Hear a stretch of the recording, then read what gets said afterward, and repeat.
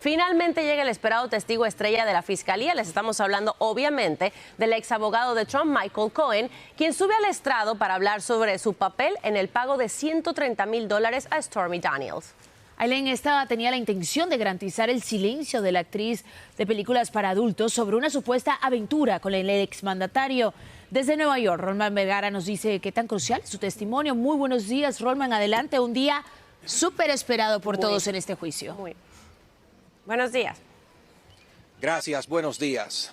El ex abogado de Donald Trump, Michael Cohen, es el testigo estrella de la Fiscalía y también el último eslabón en una cadena de hechos que tratan de probar que el expresidente le pagó la cantidad de $130,000 a la ex actriz porno Stormy Daniels para comprar su silencio en este caso criminal de soborno que se le sigue al expresidente en la ciudad de Nueva York.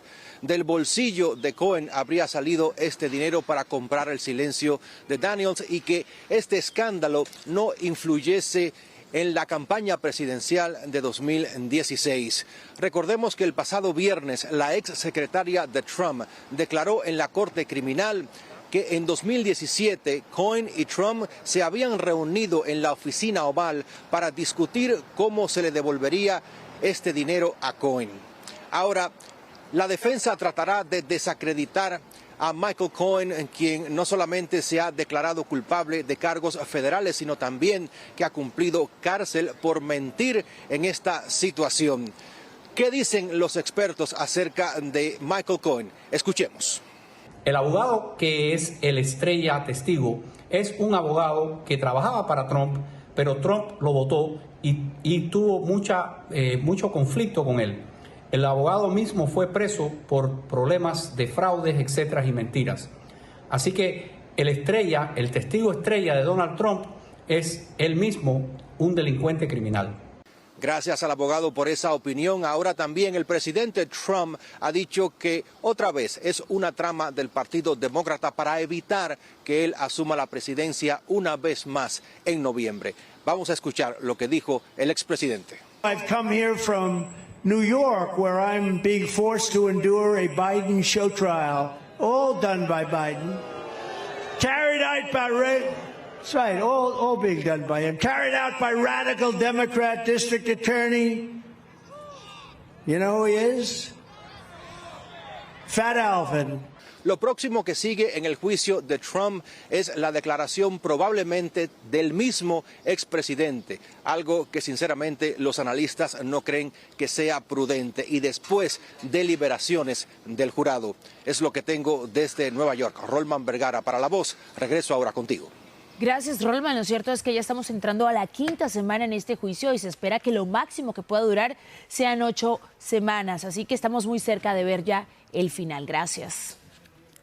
Y bueno, mientras tanto, el equipo del expresidente Trump reacciona ante la campaña de Biden en el Día de las Madres, en la que aseguran que Donald Trump solo se defiende a sí mismo y no a todas las madres de Estados Unidos y sus familias, y piden que lo detengan. Vamos a pasar con Pablo Gatto, él está en vivo en Washington y nos cuenta pues más y sobre todo cómo responde la campaña del exmandatario. Adelante, Pablo, buenos días.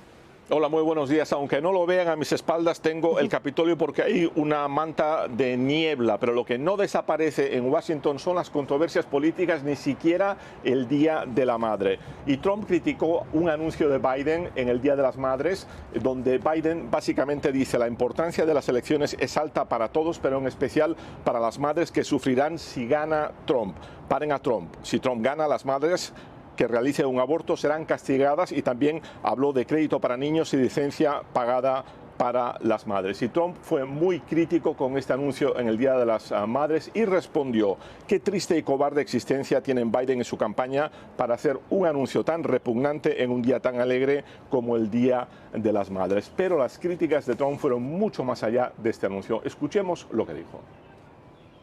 There would have been no war in Gaza with me in the White House. There would not have even been a chance. You know, Iran was broke when I was president. I said, if you buy oil, anybody buys oil from Iran, they can't do business with the United States. They were totally broke. Now they have $250 billion. They made it all in 3.5 years. When I was president, we had peace in the Middle East like never before, and I got the Abraham Accords done when nobody thought it was possible. When I'm president, Ahora, Trump está limitado en acudir a mítines porque básicamente tiene que estar cada día en el juicio de Nueva York de Stormy Daniels porque es un juicio criminal. Pero tuvo un rally el fin de semana en Nueva Jersey donde se concentraron entre 80 y 100 mil personas. Por otra parte, recaudó $65 millones el último mes, 3 veces más que en el mes anterior. Pero Biden le gana, lleva ya $155 millones recaudados y $53 millones. Es una lucha ahora para conseguir el mayor número de dinero para poder desplegar todos los recursos de la campaña. Y precisamente por eso quisiera preguntarte, Pablo, ¿cuánto se espera que se gasten las campañas en esta elección? ¿Ya hay una cifra estimada? Pues sí, hay un número récord. Se estima que entre elecciones locales, estatales y federales podemos llegar este año a $10.000 millones en gastos, algo inédito.